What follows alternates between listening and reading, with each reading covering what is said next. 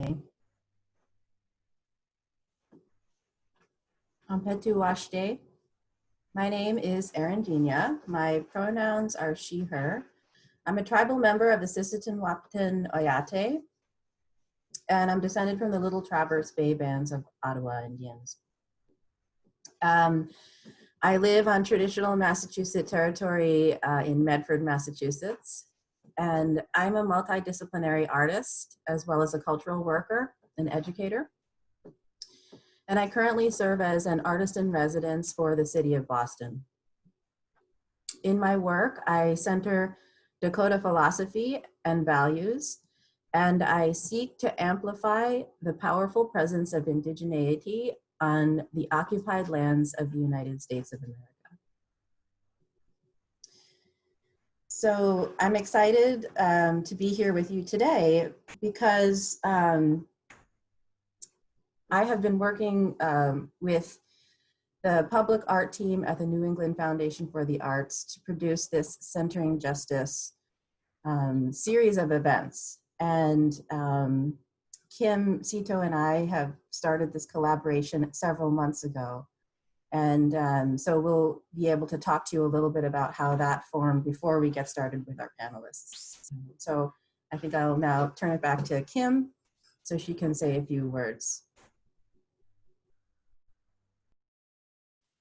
Great. Yeah, so on behalf of the New England Foundation for the Arts, I'd like to welcome you all to this virtual space. And as Erin said, I'm Kim Zito, Program Director for Public Art here at Nifa, and my colleague Kamaria Carrington is the other half of our public art team, and they'll be supporting us with tech this morning as well. We'll both be behind the scenes when we move into the discussion.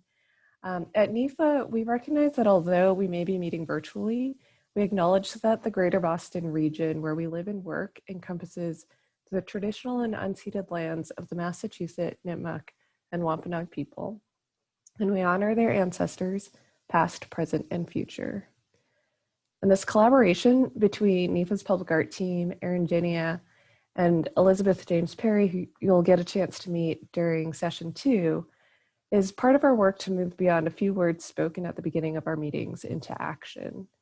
At Nifa, we recognize that a land acknowledgement alone is insufficient, and that as an institution working in this region, we have a role in the shared work towards collective liberation and decolonization.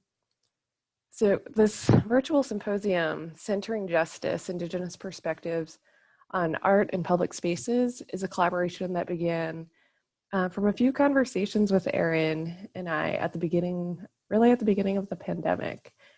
And maybe Erin, would you like to share a little bit about your vision for this collaboration? Yes, thank you, Kim.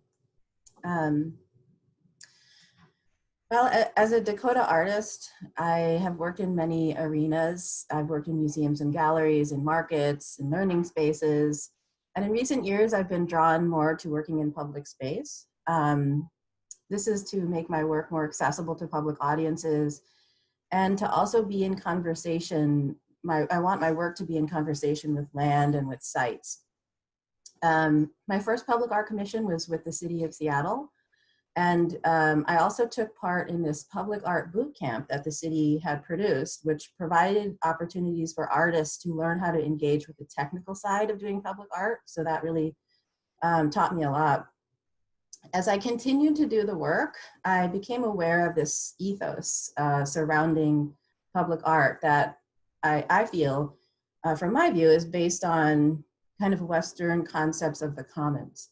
A sort of utopian ideal. And so I was really grappling with this kind of disconnection I felt between narratives surrounding public space, mainstream narratives, and my reality as a Native American person.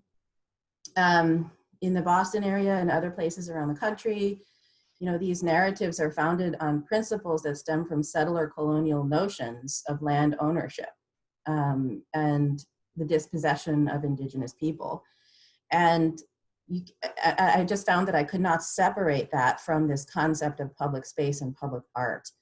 So when I was a grad student in the Art, Culture, and Technology program at MIT, I decided to write my thesis about Native arts and the politics of public space, and so that I could better understand and be better equipped to deal with these differing narratives and how to approach that. So I continued to make artwork and write about these issues, and I happened to meet Kim during residency at the Urbano Project in Jamaica Plain. And so we started to have these conversations at the beginning of the pandemic, and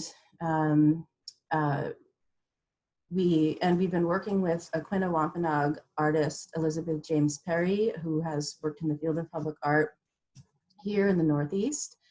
And she'll also be speaking in the symposium later this afternoon as well as tomorrow. And so we came up with this project centering justice, Indigenous artist perspectives on public art, so that we could begin to delve into some of these issues. This process, or this project, I would say, consists of blog posts that will kind of educate folks about some of the topics and also feature Native artists who are working in public space, and the artists here featured in this symposium. And then we wanted to do this public symposium to bring voices together. And then we also want to do a public art piece so that we can kind of start this process.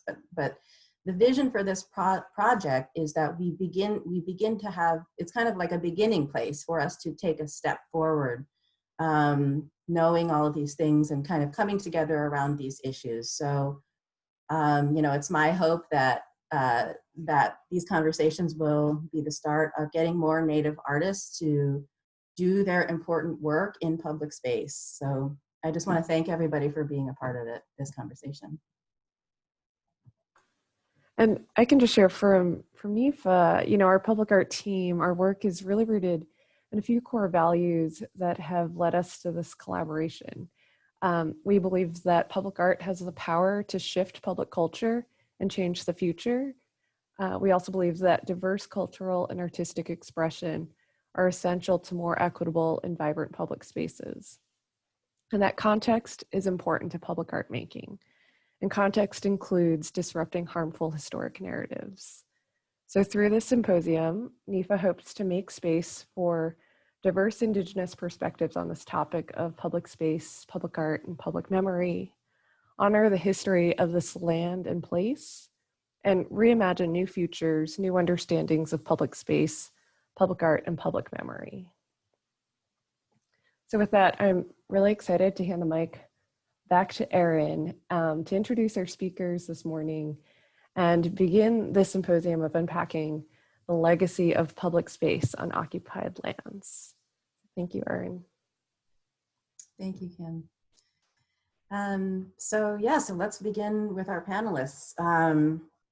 So this panel, The Legacy of Public Space on Occupied Lands, I'll just read to you the description of what we're going to be talking about today and some of the questions that we'll be considering.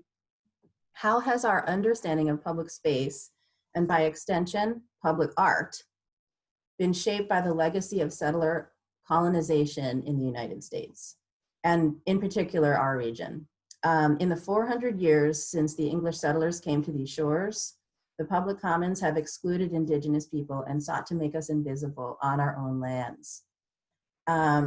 So today, we're very lucky to be joined by some amazing artists and thinkers who will talk about some of the implications of these deeply embedded settler colonial systems on present-day tribal peoples' territories, livelihoods, arts, and culture, and how they reverberate into our shared spaces. So I'm honored today to be joined by Bruce Curlis of the Nipmuc Nation, Jenny Oliver of the Massachusetts tribe at Ponkapog, Robert Peters of the Mashpee Wampanoag tribe, and Courtney Leonard of the Shinnecock Indian Nation. Thank you so much for being here with us today, each of you. And to the panelists, I was hoping that you can introduce yourselves and tell us more about who you are, where you come from, and the work that you do. So when you introduce yourself, just if you would let us know where where you are, what the traditional territory of tribal people whose land that you're currently on. That would be helpful for all of us to get a sense of place. So I will open it up to Bruce. Why don't you begin and tell us about yourself? I have to get off of mute. Hard for me to do, to be muted. My name is Bruce Curlis, also known as Star. I guess introductions are always an interesting thing for me, because it's, how do you introduce yourself without telling your whole story? It's always getting that narrowed down is kind of tough, because a lot of times I know we introduce ourselves and then we talk about our family connections and everything else. So as I'm a member of the Nipmuc Nation, Central Massachusetts tribe. I currently live in North Providence, Rhode Island, in the home of the Narragansetts. Soon to be moving back to home of Nipmucs, which I am looking forward to being home, because I spend so much time there now. I prefer to be he or him, and for my pronouns, because I have to think about that. People call me lots of things and I don't get annoyed by it. But of recent, I guess the more interesting part of the art that I'm pursuing is writing. Spending time writing stories, trying to tie in the connection between past and present, and thinking about how those landscapes have changed, how we participated in colonization, in some sense of the word, for our survival and for the purposes of our survival, which our ancestors did. And being here today, I'm kind of grateful for that. I also dabbled in painting, wood carving, working with metal. I just dabble. I don't consider myself artist for a living. I do other things to earn a living. I do it as a form of expression, which I think everyone here does. And I'm grateful that those who do and make a living, because I work the other way so that I can support that, what I do and what other people do as well, by trying to collect their art as well. So I guess that's the easiest way I can introduce myself. So that's where I'm going to leave it for right now. Thank you, Bruce. Jenny, would you like to introduce yourself? Yes, good morning. Hello to all of us here. It's an honor to be here. Thank you, Erin, for your work, your time and curation for this event. I appreciate you bringing us all together. Thank you to Nifa for hosting this event. I'm joining you from the lands of my ancestors, the Massachusetts tribe, the Massachusetts people. I'm a member of the tribe of Punkapug. I'm grateful to be standing in all that I've been, all that I am, and all that I'll become for the 7 generations front and back. I am Black and Indigenous, with part of my lineage including Cabo Verde. I am the daughter of Greg and Laverne Oliver, the granddaughter to Donald and Winifred Oliver. I don't particularly prescribe myself to pronouns, although I understand in most spaces, colonial spaces, it's something that's important. She or they is fine with me, either.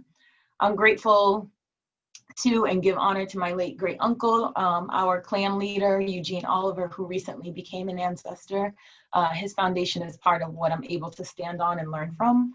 I also want to give thanks to our current clan leader, his daughter and matriarch, Jean Foster. Many thanks to the entire tribe, including the generations of work laid down by Gil Solomon, the presence and knowledge of Elizabeth Solomon, and everyone on the council who continues to work to center us in our ways of living. We are small but mighty. I come from a long line of artists and educators, and actually I'm just gonna do a quick little screen share as I talk briefly about the work that I do. I am a movement artist, I will say. I hope we all can see this. It's just gonna kind of play in the background. I come from a long line of artists, educators, activists, and storytellers. Growing up around such a strong lineage of people, I've been shaped into the artist that I am today. I consider myself a trauma-informed, culturally responsive, kinetic storyteller. My work sits at the crossroads of movement, education, collaboration, and activism. I tell stories that bring awareness to issues and policies and acts that affect Black and Native people. What you're seeing on the screen are some excerpts of my most recent work, which was called Hot Water Over Raised Fists, which was an immersive performance call to action for the Flint water crisis and the pipeline protests on Indigenous lands. Images are powerful tools, and my work is filled with imagery that comments on the current condition. I sort of feel like I'm 1 foot in and 1 foot out as I'm creating and living quite a dual reality. As Bruce had mentioned, you know, our participation, our ancestors' participation in colonization was key to our survival. And sometimes I struggle with that as, you know, an artist and as a human being here in 2020, and on balancing my Black and Indigenous sides and coming to terms with colonization and how I'm grateful for it, but then also like I'm really not. And so how do we continue to work to re-indigenize the spaces that we occupy? And so some of these images here are images from the performance. We did a whole section. You can see the woman in some of the photos with me is Sadada Jackson, who is also of Nipmuc heritage. So it's really quite important for both of us to be able to share space together and to create this work in tandem with one another, being on the land of the Massachusetts people, and being able to work together intertribally, so to say, to have that representation on stage. And I will pause the video here and just say thank you.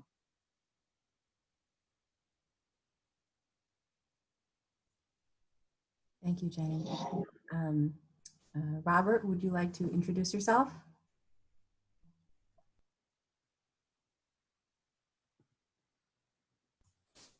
And don't forget to unmute yourself.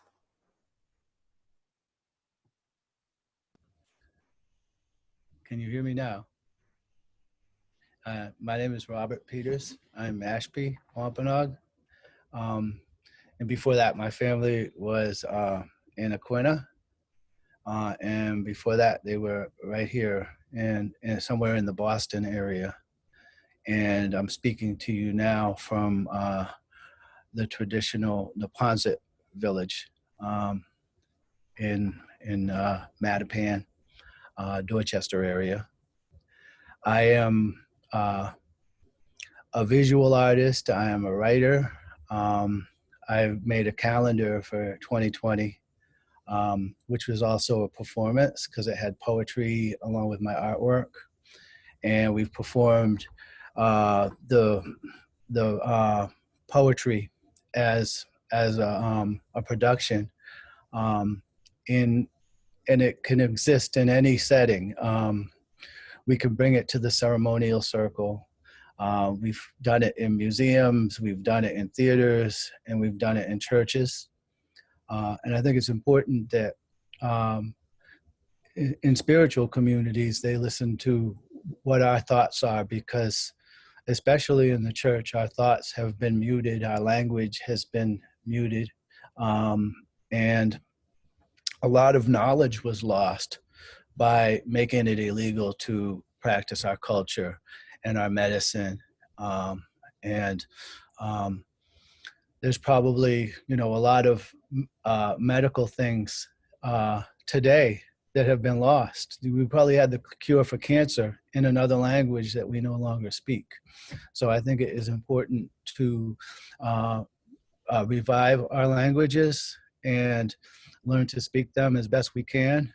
And I think as far as public space, living in Boston, being a resident of Boston, there really is no public space for Native American art, thought, or community involvement. And that's what I would like to talk about later in this conversation, is how we can influence, me as a Boston resident can influence the city of Boston and other potential partners in establishing some public space within the city of Boston for Boston's Native residents to practice culture. And I'll touch on that later on in the conversation. So for now, that's all I have. Thank you, Robert. Courtney, will you introduce yourself? Hi, I'm Courtney Michelle Leonard. I'm Shinnecock from Long Island, New York, and I'm currently living in Minnesota. Just moved here to teach at St. Olaf College in Art and Art History as assistant professor. I am on the lands of the Wapatuki Band of Dakota Nation, and generally a water person, so an appreciation of being here in water territory, being far from my ocean territory, and full of gratitude for this moment. I just want to do a screen share to kind of orient the audience to my territory and my work. Over the past 5 to 6 years, I've been looking at English as a language of imposition on our community. We have a language revitalization program that has been ongoing and teaching our youth and future generations and current.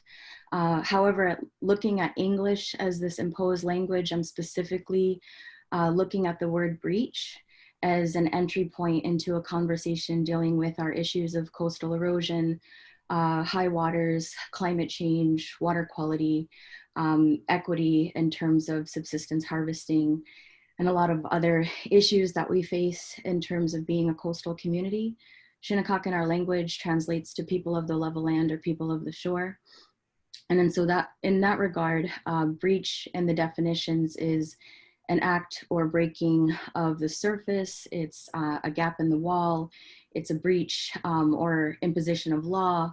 And it's also the whale as it rises through the ocean surface. And in particular, I wanted to show this map in orientation of Long Island to what is referred to as New England. As water people and coastal people, a lot of the community that's on this panel, so thank you very much, Erin, for the invitation, would be community that we would take our canoes to and go up north and part of our trade routes. But often within the language that's used just within public art, we are separatized in terms of borders. And so thank you also for having me today as a part of the New England discussion, because often Long Island in particular is left out of those conversations as not being a part of that. But if we followed our indigeneity and philosophy of water territories, that wouldn't be a conversation. And so this particular map is showing you Long Island and the 13 nations that are part of Long Island, and we're also part of our confederacy systems. And Shinnecock is on the east end of Long Island on the south fork of the tail of the whale. For our community, Long Island is in the shape of the whale. 2010, we had Hurricane Sandy, roughly close to that date. And then we've had a hurricane since. And so looking at, public art in relation to just a land relationship or understanding of place and past and present is something of interest to me. Ultimately, I'm looking at this question, can a culture sustain itself when it no longer has access to the material that fashions that culture, in particular the environment itself? And in that regard, without taking too much more time, because I'll just go back into screen sharing with some other images, we'll leave it there with gratitude, and we can go into our conversation. So thank you very much. Thank you, Courtney, and thank you everybody for letting us know who you are and the work that you do. And again, just want to say what an honor it is to have each of you here, bringing your unique perspectives and practices to this work. And it's great to be able to start this conversation with you. So I think it's important that we start off with this first question of the land that we're on and sort of these constructs that we're all operating under. And so I'll just throw the first question out there for us, and it is, how has today's understanding of public space, in your view, shaped by the legacy of settler colonialism in this country, affected your work. And I can just, if anybody wants to jump in, or I can, call on somebody if needed.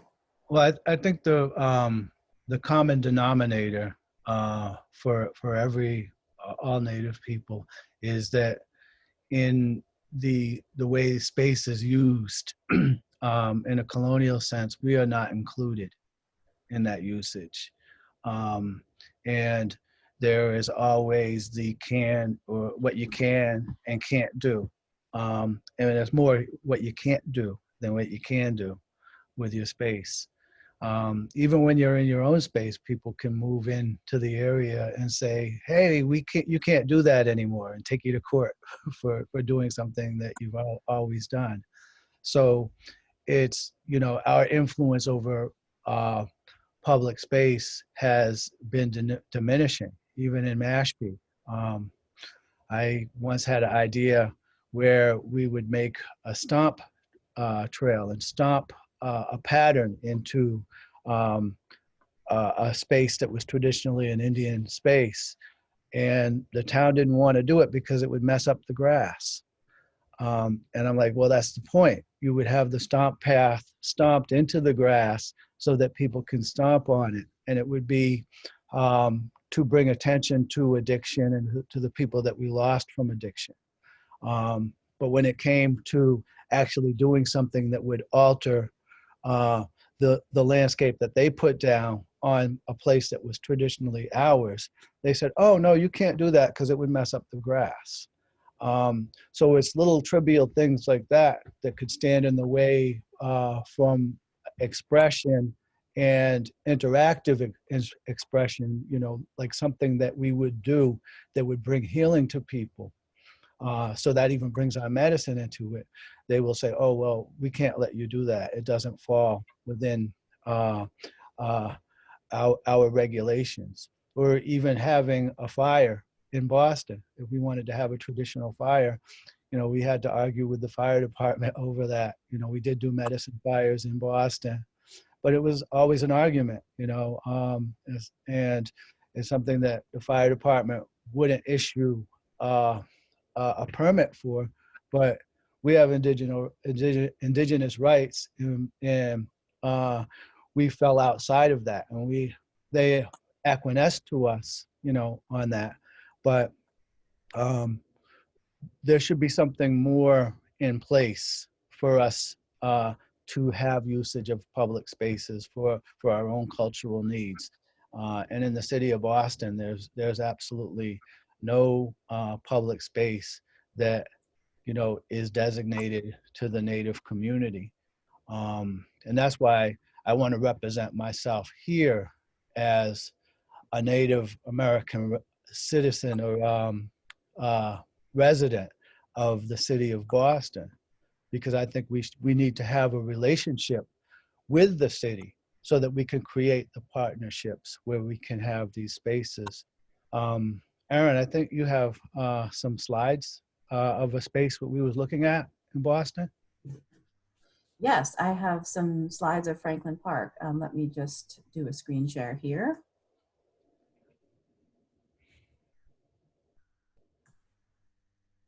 This is something I've been talking about for years, and I bring it up to whoever I'm talking with. It's I found a site in the middle of Franklin Park that really isn't being used for anything. They're probably planning. They're in the process of planning, the future of Franklin Park now. But this would be a really good area for a cultural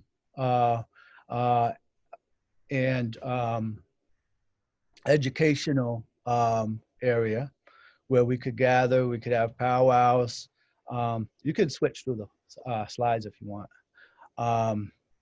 And it's away from everything. So it's probably one of the most isolated spots within Boston, in the middle of the golf course. And it would be beneficial to create a partnership with the city of Boston, even have a official relationship, between the Native community, Native residents of Boston and the city, where we could have programs. We could have traditional structures here. We could set up educational programs. You know, we have the people here that know that know the history, and we could set up educational programs from grade school to grad school, and partner with the school department. And within Massachusetts, students are supposed to learn some of their Native history from Native people. So I think if this is something that we could turn into an initiative, that would be a great move forward in the public space that we have in the city of Boston, and even set up a model for how to do these things in other urban areas where Native people live. And that's pretty much all of the Native urban areas in the country. But we don't get the same services in the urban areas because there's a lot of Native people coming together, but we're vastly individualized.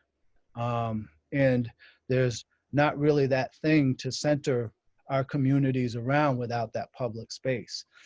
So for us, it would do a great deal of good to have a space that we have control over for all of the things that we need to do as Indigenous people. Thank you, Robert. And would you like me to show the video as well? No, it's kind of jumpy. That kind of shows it's a big. Yeah, you could show it. I'm not a good video. Oh, whoops, sorry. Get out of that. Yeah. But everywhere we took up there, they really loved the spot. It's just a matter of, you know, putting the partnerships together to actually make this happen. You know, that, you know, to take a space like this and say, well, this is a cultural area for the use of the Native American community. And we don't have to own it. You know, we actually didn't have a concept of ownership like that. We just need to have a place that we could go where our traditions and cultures are respected. That's wonderful. Thank you. I'd like to jump in. You know, listening to Robert speak, it really kind of hits home. I think that these are conversations that are happening amongst the Native community a lot is, you know, how do we occupy space when it's so difficult, when we're constantly being policed, and that policing is really what resonates with me as a person that is often in downtown Boston. A lot of my work is in downtown Boston. You know, there's just these constant reminders around you all the time with signage that says, you know, Boston was established in 1630, and like plaques everywhere and monuments everywhere, and every place that you walk, it's constantly you're being told what you can and what you cannot do. And then that's being enforced, whether it's being enforced by the public looking at you or commenting about you, or feeling that they have some sort of rights to access to you, or whether it's actually the police state or the state itself saying, no, you cannot do X, Y, and Z. I think that that definitely obviously leads to the erasure of us, and also doesn't allow us to practice our cultural ways in a way that feels authentic to us, in a way that feels that we can really be connected to our ancestors, also to ourselves, to each other, to nature. I recently participated in a Native event that happened on the Boston Commons, and you know, it just felt so piercing, and it felt like we didn't belong there in that space. As people are walking by, we're in ceremony and people are walking by, you know, taking pictures and wooing and ahhing and all of that. And it makes it very difficult, I think, for Indigenous folks to be able to come together when there isn't a public space really for us. Because then when we're occupying that space, it's really more it's for us, but it gets, it gets interpreted as this like performative experience for the public, and it's not about that at all.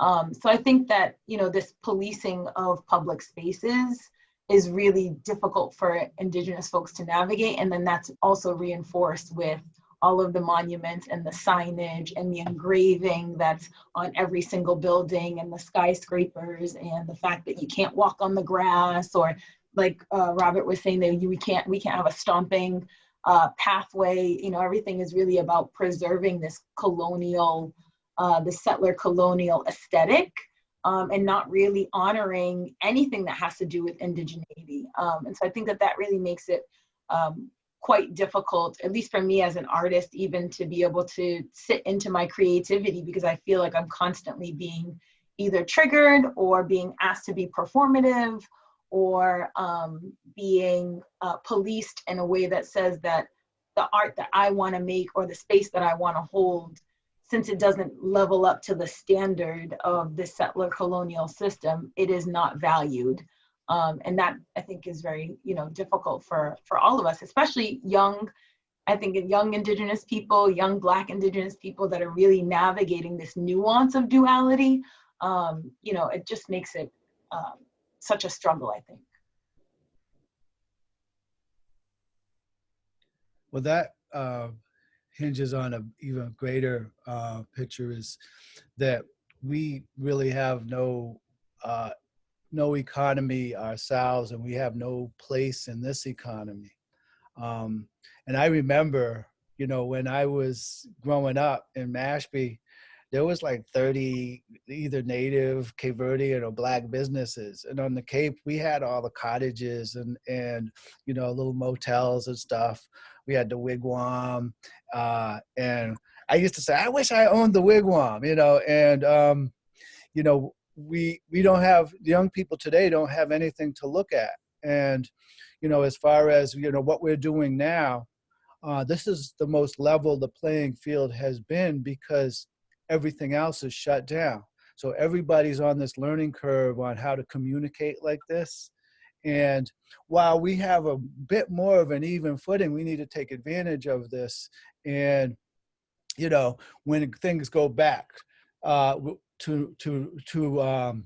some sort of normal, that we don't go back to the same normal we just came back from, we just came out of. That, you know, we do things that supports our own businesses, that we have a stake in some of the, you know, some of the industries that, you know, really control us, like computers. We're like cavemen compared to what other people have computer-wise, and we need help to get up to par with everyone else, because we can't, we shouldn't be depending on Facebook. We should have our own version of social networking that is for us. And that is, you know, also space. So it's cyberspace, but it's space. And it's creative space. And I think we're really far behind as far as those things go. And, you know, we're, part of the assistance that we get should be, you know, being able to bring ourselves up to par in some of these industries that mean so much to our standing in society. So I really think, you know, collectively we should think about looking at how we take this format and use it to the best of our ability. I think homeschooling, I think it could be a lot more, in a way, schooling somebody, you know, virtually like this is a lot more effective, because it can more easily be more personal. You could bring, you know, the people that you need into a conversation, you know, that would help educate somebody easier. So there's a lot of advantages to this, and we need to look at it for our advantages. And especially in our community, you know, we absolutely don't be needing to send our kids to school right now. I mean, because we're at risk, you know, and the United States has done nothing, you know, to help Native tribes that are at risk, you know, knowing what they knew, you know, back in January about COVID, they should have done things that, you know, taken precautions, because like a lot of these tribes that are devastated by it are very isolated. It would have been easy to keep COVID out of their communities, but they allowed it to ravish them by giving misinformation, telling them, oh, you don't need a mask. Yeah, masks really work. We've been doing this, what, 9 months? It's long enough to have a baby. And if you wear a mask and wash your hands, you know, you're not just going to get COVID. You have to, you know, put yourself at risk some way. And we could have protected a lot more of our people. And I think what's done to us is an attack, just like we were attacked 403 years ago, right here. And most of our people died. From between a third and a half of the people in this region died. And there's a big gap in us. There's a big hole in us because of that. And here we are 400 years later, they're doing it to us again. And, you know, the way COVID impacted Native people was deliberate. And I don't think we should give them a pass on that. You know, we need to stand up and say, you know, that this happened because you meant it to happen to us and you wanted it to happen to us. And that's a hard thing to have to grasp. I don't think anybody's okay behind that. But that's also, you know, if we had more control over our own infrastructure and our own communication and how we did social networking, we would have been able to better protect ourselves. So it's not just art or having a space, it's our survival even today.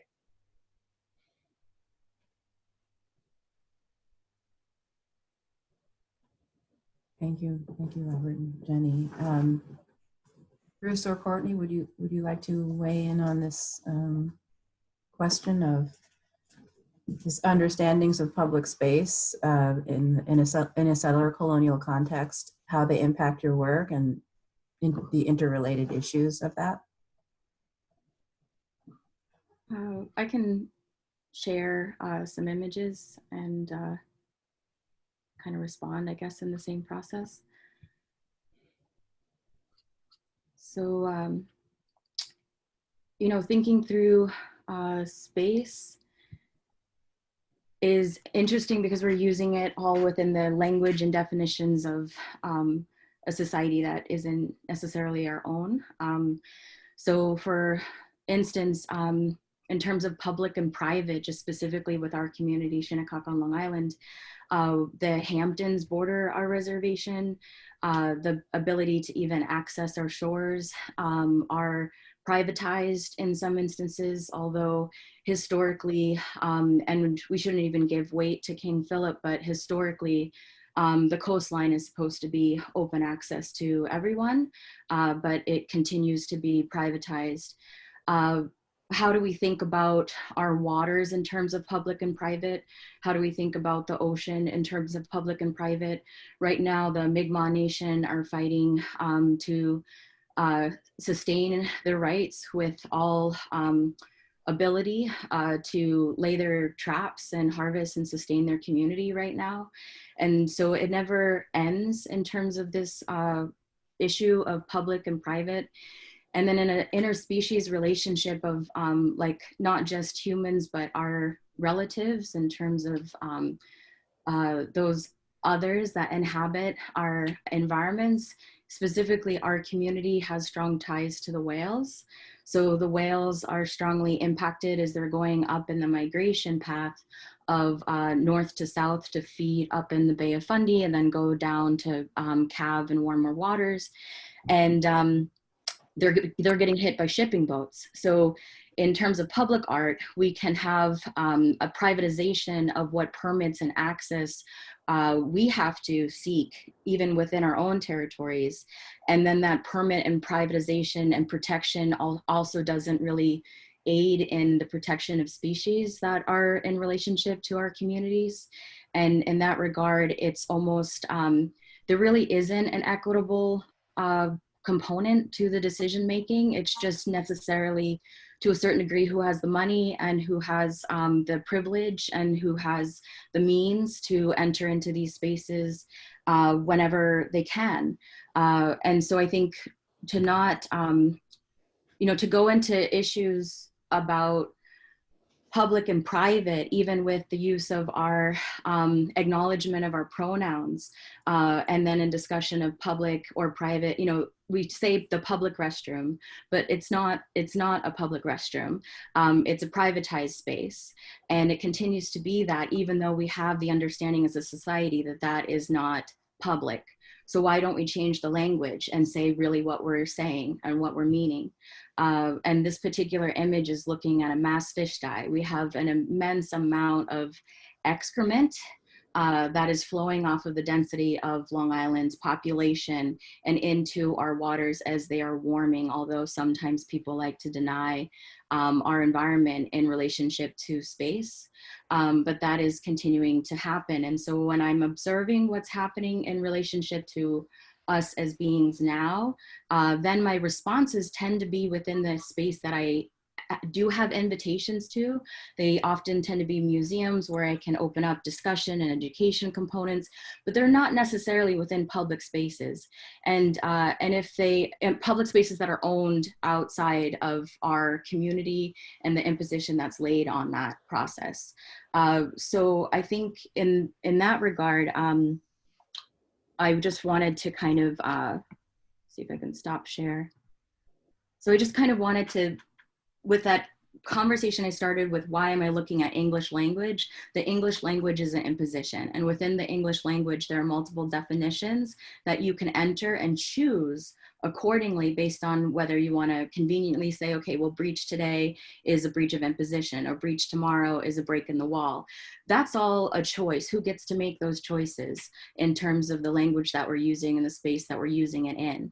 And then also that it's not within what might be defined as the common use space, which might be public art in spaces that are going to have a lot of reach, which also then goes into the funding. Usually when they want to give funding to the arts, they want to see how much population is going to receive this work to have accountability. Well, that doesn't work within our systems of creating work and spaces in relation. We shouldn't have to have that creation in terms of the way Robert was talking about bringing in community.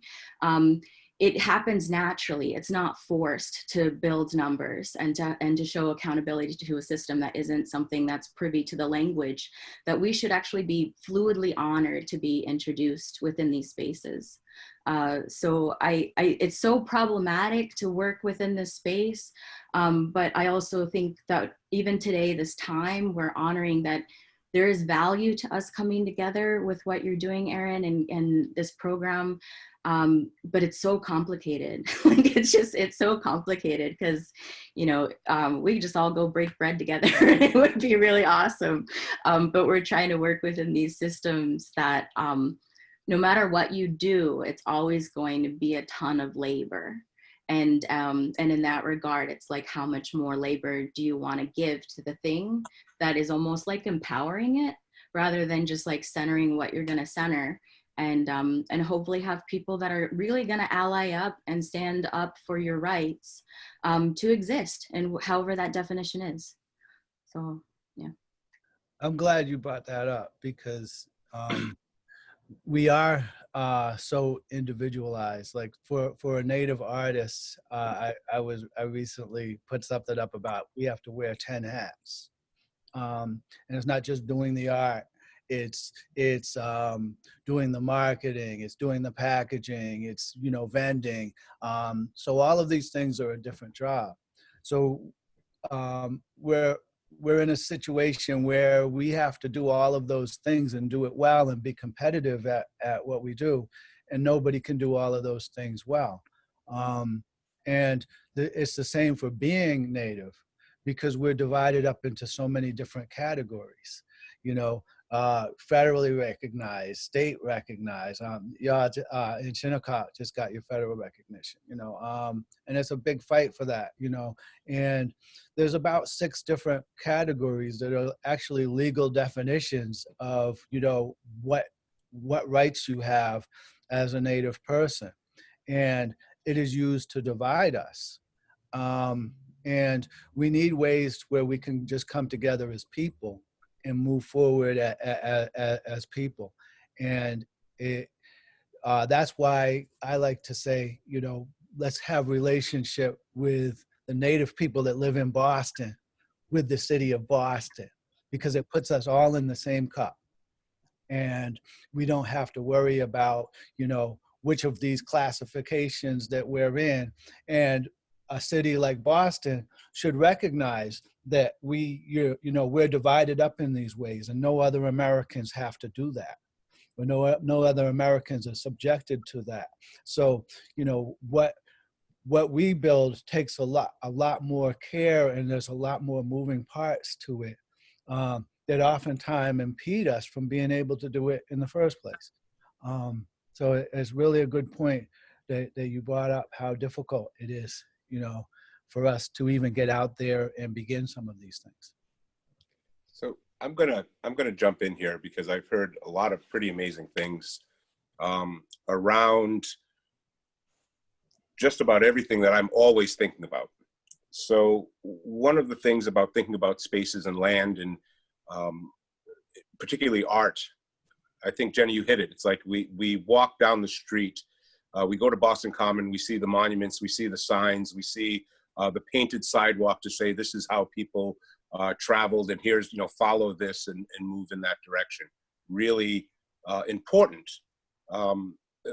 I think back every time I go to Boston Common. One time during the holidays, bringing my sons to Boston Common to see the lights, because they were excited about the holiday lights, and coming around the corner and getting whacked in the face on Charles Street with this cold wind that went right through my body, and realizing that I had to tell my sons that, you know, we just celebrated Thanksgiving not that long ago, and a day that was proclaimed Thanksgiving was 40 of our men being hanged on that same common from those trees during King Philip's War, because they were prisoners, and that was a day of Thanksgiving. And we think about how the term Thanksgiving was used. So when I think about a place, I think about all of these things that happened in those places. But then at the same time, I think about walking around Boston Common once and picking up sticks from trees that fell and sitting down at a bench and stacking them up in a way that I thought would look really kind of cool, and moved it over by a tree and left it, because it was this opportunity to say, I'm leaving something behind that I created, and whether other people liked it or not, I just created it. We did that with the fish weirs on the Charles River. You know, Rob, you remember that. It's like, it was art. And really, is it art? Is it our culture? Or is it our life way? You know, I think that Courtney kind of struck the construct of language really importantly, is that it's used in a way that can be oppressive, but it can be also used in a way that actually can enhance our sovereignty. And when I say sovereignty, I mean our individual self-sovereignty. So when I think about land, I think about it from the perspective of, I am a sovereign. I have the right to this land. This is my home. Every time I go into Grafton or Webster or Thompson, Connecticut, or Woodstock, Connecticut, or places that I know we had villages, I look for those places and I look for the signs, and I try to think about what those places looked like. Sometimes I see a statue of some colonial hero, not my hero, but a colonial hero. Jenny struck it dead on also with the thing of saying it's like being in your own home and being told what you can and cannot do in your own home that you established as your place of living. So when I think about places, and in this context with art, I think about what are the murals that I see on walls and who do they depict? And slowly but surely, I think we're starting to see they're not just the colonial, they're always embedded there somewhere. But we're also seeing the people of color that are being recognized or acknowledged or put into those places. So it's like it's a slow process for Indigenous people, for Native people, for the people who call this place home, for the people who have lived their life way, to be able to participate in a way. And as I thought about that, it's like one of the things of my work sort of on a national level, when I've worked for some nonprofits and even with the government, was always about creating allies. You know, how do we bring those allies to the table and get them to understand that we have a story to tell. This is our home. This is our space. And although you may have your statue of, say, George Washington, we have some people that deserve statues too. And are you willing to put them next door or right on the side of or just up the street from these places, as opposed to, Rob, we were talking, I love the concept of having a community space, but at the same time, why does that community space have to be somewhere out of the way? Why can't it be dead center in the park, where we're front and center, as opposed to out of the way? And part of that comes back to our own understanding of how we grew up. And it was like, you know, our communities had to hide. Our communities had to pretend to be something they weren't in various periods of our time in history. And that was our survival. And that acculturation and our participation in a colonial society of dominance for survival. But what we have is that in our homes, we talked about who we were. We talked about our history. We talked about our food. We talked about who we are originated from: original people, Aboriginal people, Indigenous people, the First Nations to live on this land. Yet we're, again, the least recognized in public art. You go downtown Boston, down by, I'm trying to remember where they have that whole Holocaust wall. We have a Holocaust wall. Where is it? It's in our head. We know our family members that died because of this colonization. Why aren't we pushing with our allies to say we want our people recognized?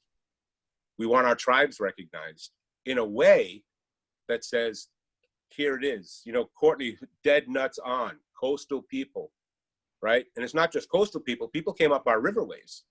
We had interactions with those same people that were on the coast because they came up the riverways. I come from inland people. Nipmuc means freshwater people, because Nipi is water. So it's this whole interconnection that we have with each other that is the collaboration, but we all have different ideas of how to get there. That is something that I think we start to look at as what are our roadblocks? What is getting in our way? How do we move forward? And then who leads that? Because it's a matter of, as we know, to get those kinds of things together takes resources, immense amount of resources that aren't available to us. If I said, oh, let's go do a great public installation, where's the funding come from to bring all of these people together? Courtney's in Minnesota. We need to get her here to participate. Rob, you're in Jamaica Plain, but we're doing this in Worcester. It costs you money to get there. You know, money is just a resource. I know Rob would say, hey, I'm in, and be there if Native people were doing this. And I want to participate. And you've given a lot back to the community for that. And Jenny, by putting your things together, you give a lot back to the community. Courtney, I've seen your work firsthand that you give back to the community, and your family gives back to the community. So it's like when we start to think about that, is how do we get it to happen? And I think that's the idea of place and space, because our space is what we create. Our space is what we create. I'm in my space right now. This is what I've created for me at this moment in time.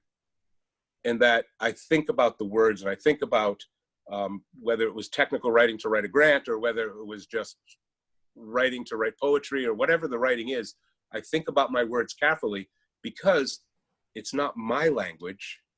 And some of those things don't translate into English. There's just things that don't translate. They're just inferred within our communities, within Indigenous languages. And as I mentioned before everyone was on to Rob, it was that this, the whole idea of, I can see through gestures, I can see through movements, and Native people have this way of communicating without ever saying a word, because we know we're thinking lots of different things. I was thinking of living in Ipswich, and I remember taking my boys to the beach, Cranes Beach, that, you know, thankfully, because I lived in town, I didn't have to pay $20 a carload. that's a space that would have been used by Native people. And I should have been able to just walk in there. But I paid my $15 a year so that I could go whenever I wanted as a resident. And I remember walking down by the rocks, and we started moving rocks and created sculptures.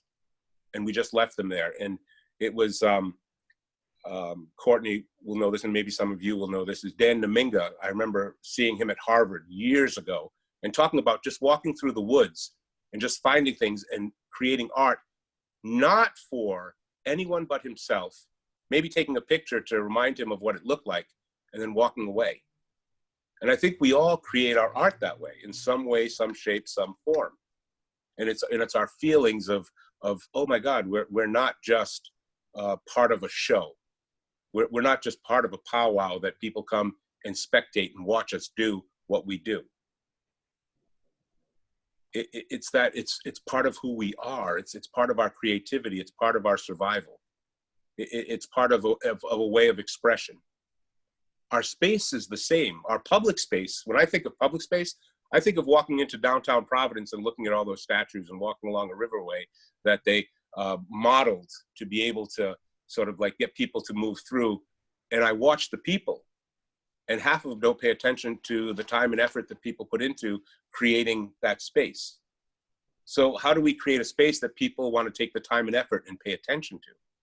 When I think about public space, you know, there's a couple of ways to think about the public space. It's the public space of what we know, commons, squares, plazas, whatever it is that brings people together. And then there's home, right? All of the outside world is our home. There's no disconnect between, and I'll say this for the purpose of the four panelists, from the tip of Shinnecock to where I'm sitting right now, that earth doesn't change. There might be water that flows over that earth, but it's still earth underneath it, and it still connects us. The rivers are just ways that we can get back and forth to each other, and that's what they were for, and that's how we use them. The land was a way to walk, to get across.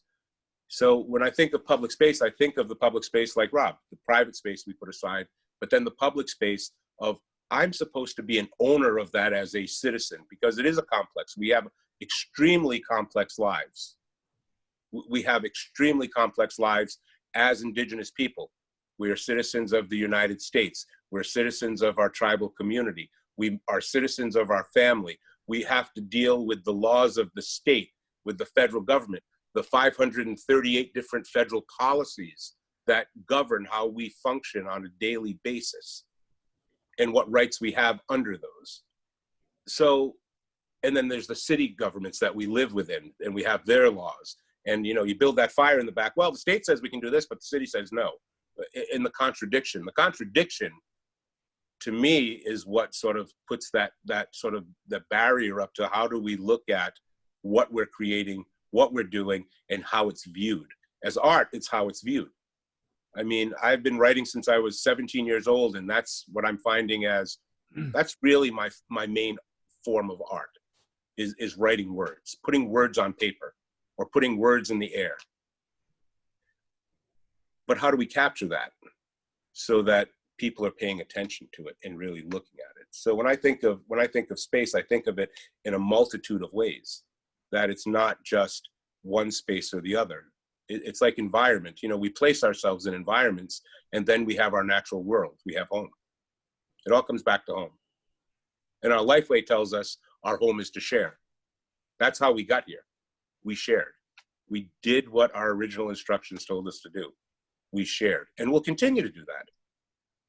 We'll continue to do that. It's in our nature. It's in our DNA. It's our genetic memory to share and to help. So with a dialogue like this, how are we creating the space so that we can continue to share in a larger way through art and expression? And I think that's, for me, that's why I'm here. That's why what I'm interested in, is how is that going to happen?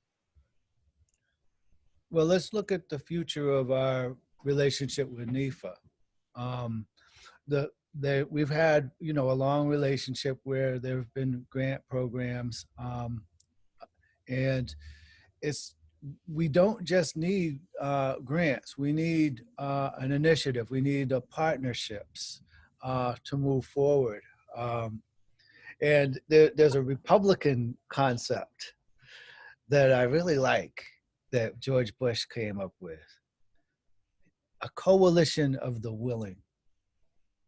Yeah, and it's like, you know, well, if you say we, there's always somebody that says, "What do you mean we?" And the proper answer is, well, I guess you don't belong in this conversation. We have to really be able to build partnerships and move forward. And if Nifa understands that we don't just need grants, we need the relationships, you know, and if they could help us build these relationships with other entities and other people that they have relationships with, you know, to get to a point where we're not asking for things, we're in a position where we can provide grants to our own people from the lucrative nature of what we're creating. So we want to be able to be self-sufficient. We want anything we do, we want to be able to move towards sustainable. But it's more than that. You know, every time we tell a story, we take back power. You know, every time we paint something or take a picture of something or stack something up in Boston Common, you're taking back a measure of your power. Anytime we go to listen to one of our own people perform, or to lecture, or to do whatever, you know, we're taking back that power by giving them that platform to stand on and having us be the ones that are supporting that. So I think, you know, the grants are good. A lot of times, you know, they don't get us to where we need to go, because we really do need to have a direction and a way of getting there. And like you said, Bruce, you know, how do we get there? We have to build the relationships and make those relationships work. Thank you. Thanks to everyone so much for your thoughts on this. And Bruce and Robert, you actually already started the conversation going where I was hoping to go next, which is, you know, what do you think is needed to shift understandings of public space, so that we can get more artists participating in public art processes, so we can get so we can meet our needs in terms of space. And so I am hoping that maybe Jenny or Courtney can weigh in on this as well. We have about 20 minutes left to our panel, and also do want to take questions. So where do you think what do you think we need to do to get there? Oh, I was just going to be real short, so so Jenny can also contribute, but it's really, rather than just talk about relations and specificity, it has to do beyond funding. It's permits, it's having a mentor-mentee relationship if these spaces are going to be, it's not enough to just put a call out that's open to Indigenous artists with some sort of funding capacity and then have those Indigenous artists have to go through all of those systems on their own, because we don't necessarily have lawyers that are going to make sure whether it's publicly safe to deem the work in that space. We don't necessarily have the infrastructure to hire companies to build these things, to set them in an alignment with that protocol. So if you're asking us to work within this protocol, you need to be there throughout the whole process, and build those relationships, because that space is not something that we grew up being taught in, but we're being invited into those spaces to kind of, at times, and I know this isn't, this is not specific to New England Arts Foundation, this is just in general with public art calls, is it's like a check mark. It's kind of like, okay, well, we're checking off that we're being equitable, that we're inviting BIPOC artists, that we're doing our job. But beyond that, there's no actual labor involved. The labor is again placed on us or our communities to have to do that within the space. And then when you go down the budget, there's barely anything left to survive and feed your family off of, because you've put it all into these systems that just are not working. So in that regard, if we are invited, that invitation should really be open to how we're defining that language, which I think, you know, Robert, Jenny, Bruce, we've all talked about. It's not like if I invited somebody to my house and they spoke a different language, I should also take the time to learn their language rather than having them come into my home and, you know, just speak what I speak. And I think that in that regard, it would be more equitable. So I think sometimes we're like, we need partners, but what does that look like? It needs to be permits, it needs to be a team, it needs to be a host in this space. And one of the artists, like, I just want to screen share real quick, but one of the artists that I always admired, the first thing that I saw when I was in New Mexico, I went to the Institute of American Indian Arts, and Llewellyn Gallery had the work of Edgar Hachibi Heap of Birds up. And there was a sign in the space that said, "New York, today your host is Shinnecock." And I was like, what is this? Because I've never actually seen my community acknowledged. And so it was a sign from his public artwork called Hosts, and it started in 1988. And I looked into it and I was like, wow, because even at the National Museum of the American Indian in New York City, they don't even acknowledge Shinnecock on their maps. They're working on it, but to actually be from Long Island and not even be acknowledged within these spaces on the maps of indigeneity in indigenous supposed systems is really super problematic. And so Edgar Hachibi Heap of Birds is Cheyenne, and this particular project was like, you know, I'm an artist, I have an opportunity within this invitation in this space, but I am being hosted, and I'm not being hosted by the mayor, and I'm not being hosted by the president. I am being hosted by the people of this place. And this was even pre-land acknowledgement work. And in that regard, that was really meaningful to have presence, to be seen. And I think that's generally like what we're talking about with all of this work. But I imagine, you know, this work was just up for a certain period of time. And I never asked Edgar if it involved permits or how much was the money for the signs or all of that. But it's not as simple as just being like, we need a call for funding, or because there are calls for funding for artists, but then beyond that it becomes super complicated, and it tends to go to the same artists over and over again because they've already worked through that system and they already have that support. And to a certain degree, when they start to reach public art applications, they've already really surpassed a good amount of their sales within their personal practice, that then they have that kind of foundation to work within that system. So it's not truly equitable, but it's fed that way, but it's not. Like, it's really hard. And yeah, so I can say that I'm 40 and I went to RISD, I think in my mid 20s. And I looked at New England Foundation for the Arts, and it was even specific to like, if they did do calls, it was just people from that area, which really like left out Shinnecock, because Shinnecock doesn't even get invited to New York things, because New York things is like New York City. So it's like, we're kind of like, hey, like, hey guys, like, how about some help over here?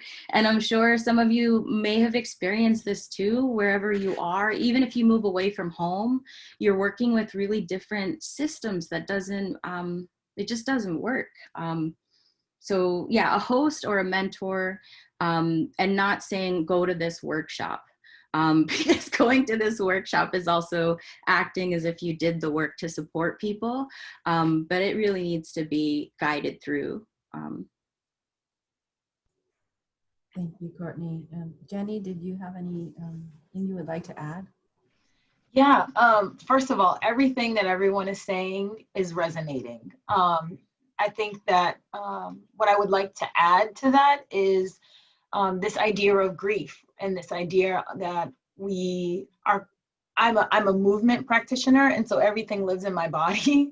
And so I think that it makes it very sometimes difficult when you're trying to navigate these Western systems, and we're dealing with 400 plus years of trauma and grief and processing that every single day in our bodies and not really having the space to do that. And so remembering the conversation, the panel that you did previously with Kristen Wyman, and the work that she was talking about, that it's hard for Native people to even be able to show up in these spaces when we're dealing with the trauma of holding space for our loved ones at home and for our ancestors or for our parents or our grandparents, and how are we taking care of home in that way in order to show up in these other spaces.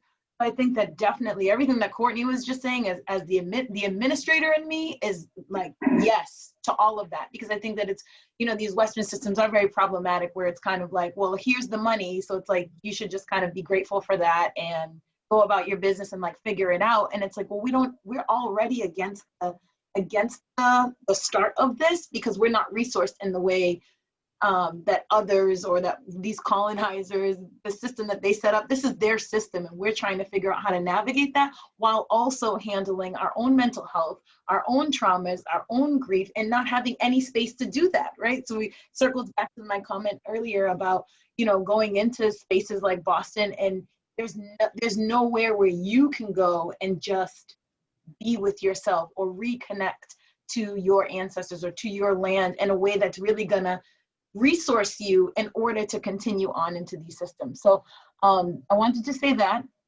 I also want to say that for me and the work that I make, I'm really I think that the tribal cultural heritage and the Western systems that impact the artwork that I do, I'm really trying to navigate that nuance. If you hear me saying that word all the time, trying to navigate that nuance, and really looking at myself as a dance journalist or as a movement journalist, and how can I reflect back what's actually happening, while also honoring my own experience. And sometimes that's not really valued, right? That's not the thing that you're going to put on the grant, that I'm reflecting back this experience, and then the grant, right? And then the grant panel are like, oh yeah, this sounds wonderful. They can't put a monetary value, they can't figure out how to check all the boxes, then your application just gets dismissed. And so for me, I feel like in addition to everything that's already been said, it almost is a non-starter for me. I'm like, I don't even want to deal with this, because it really, my creation and my work that I want to make is not ever going to be valued in this Western system, right? Because it's so nuanced that it's not ever going to like clearly check all the boxes. And that's something that I want to keep. I want to keep that nuance. I don't want to make it so clear and defined that people feel like, okay, well, we can put you in this box. I am not in the box. I am all the space. I am in all the things. I am fluid in that way, and I want to maintain that. So I really hope that these relationships and partnerships that we want to make, more to Courtney's point, that it's like we become a mentorship, and that we really become this partnership and work together in defining what this value is between these two very differing worlds and different perspectives, even though we're occupying the same space together. Thank you, Jenny. We're getting close to the end, and I did want to ask you, Bruce, since we only got to hear from you one time, if you have any thoughts about, what the next steps must be in order to create public spaces that can reflect what we as Native American people need in our arts.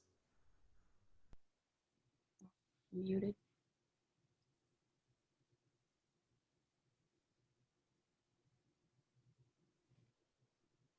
Was I not heard? No. Okay. Just something popped up on my screen. So I think that, like a lot of us have a tendency, and my years of experience in working sort of public-private government is that language that we keep getting back to is like, what are we defining? How are we defining in commonality what public space is? How are we defining in commonality what's needed? That is, it's never going to be perfect, but it still needs to be somewhat of a commonality and defined. How do we define what public space is? What is my definition, your definition, everyone's definition? What's the collaborative definition of public space? And taking that definition and saying, this is what we're working towards. This is what we're trying to get to. This is where we are. This is the closest we can get. Doesn't have to be perfect, but the closest we can get, and what we're working from, that springboard, so to speak. Then I think Courtney hit it dead nuts on. Now that we have that, who are our allies? Start identifying who are our allies. What resources do our allies bring? Are they meeting the needs? By definition, we ask everyone, what are the needs? I mean, I think Courtney hit it dead nuts on. Mentorship. None of us think about working on large scales for public art. And you know, when I think of public art, I think of the monuments, I think of the big sculptures, I think of, you know, I lived in New Mexico, actually not very far from where Courtney lived. We both lived in Santa Fe. And one of the things is public art was everywhere that was indigenously led. The Pueblo people led that art. It's everywhere in New Mexico. And it's very public, and from the airport on out, you see the colors of the pottery, and the casts are all native people who are very much part of that history. You had a few of the Spanish as well, but that it's very present. So it's like, what is it that we want to see? I mean, it's a lot of defining moments of what are the definitions of what we're trying to do. And I think that once you have the definitions, then you have the common language, and you need to create the common language that everyone is on the same page. So it's not, you know, space is not just about the land base. Space is not just about where it is. Space isn't just about how in your face it is or how private it is, or away from you, or secluded, and why are those two things important? So I think for me, it's more about, and we're moving forward, is what are the definitions? You know, we have to define those things. And I mean, I think that's what this conversation is starting to get to, and bringing us around to, how do we describe home as a place? How do we describe the place as home? So there used to be a great old commercial for Northeastern. It's like, how do you get a job without an education? How do you get an education without a job? It was their cooperative education.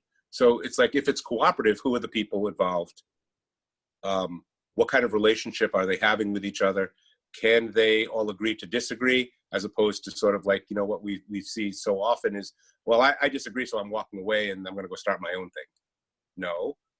How do we create a space where everyone feels safe to have that conversation? And I think we're going to start doing some of that stuff in the next 2 days.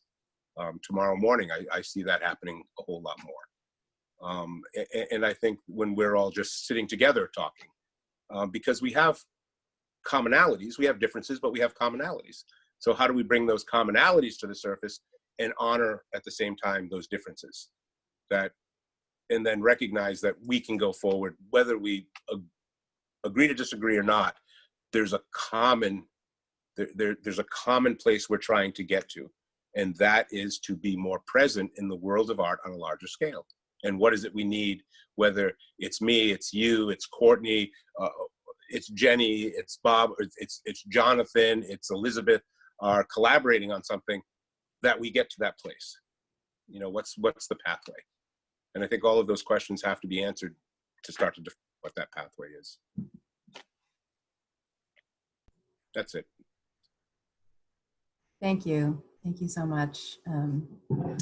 Yeah, it's been a really amazing experience to be here with each of you and to hear your perspectives on these issues surrounding public space and what that means, being a creative practitioner and operating within these systems. You know, thinking about, Jenny, as you had mentioned, the policing of our bodies and the performing for the public.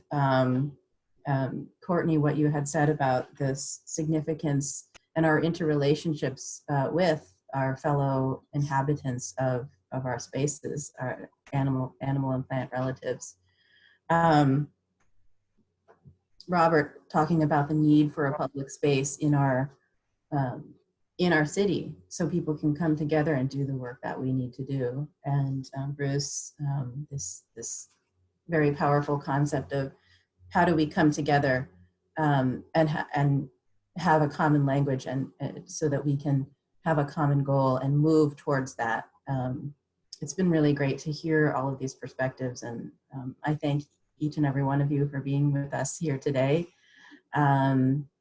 We are running low on time, and I'm not sure if we're going to be doing questions or if we have any questions. So I'm going to put a question to Kim and see if there's anything in the queue that we might ask or answer. Yeah.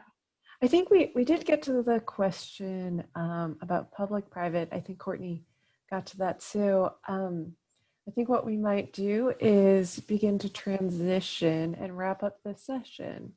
Thank you, Erin, so much for facilitating this morning's conversation. Bruce, Jenny, Robert, Courtney, for sharing your insights and knowledge with all of us. We're gonna take a short break. I'm gonna toss up this slide. Hang on just a sec.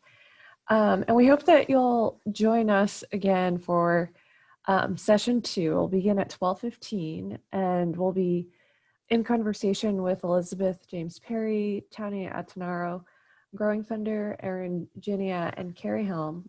And we'll be talking about the impacts of cultural appropriation on Native arts and public space. If you haven't registered, I'm going to toss that in the chat right now, so you can